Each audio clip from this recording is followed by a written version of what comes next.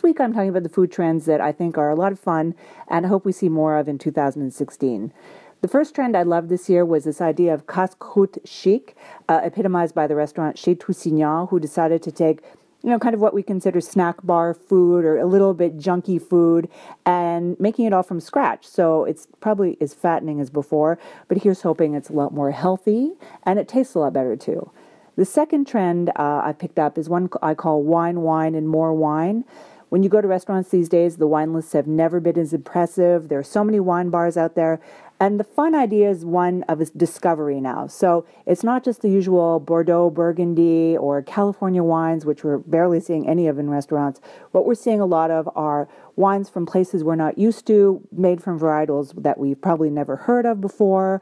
We're seeing still orange wines and natural wines are great. Sometimes they're a little too experimental, but otherwise it's just fun to see things in a whole new light. The third trend I call death of the dining format, which is this idea of the appetizer, main course, dessert format kind of really disappearing on the scene. We're seeing a lot of small plates and on the flip side, a lot of sharing platters, which is great for those of us who like to share and maybe not so great for people who don't like to share. Another trend is definitely a new approach to meat.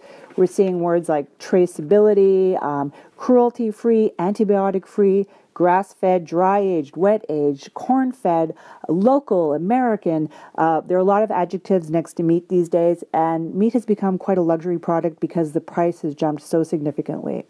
And the last trend is really the casual trend. We're seeing a lot of noodles, a lot of ramen, pizza everywhere, and it's delicious, and I love it. But I got to say, I'm a little bit torn. Would it be too much to ask to see a tablecloth in 2016?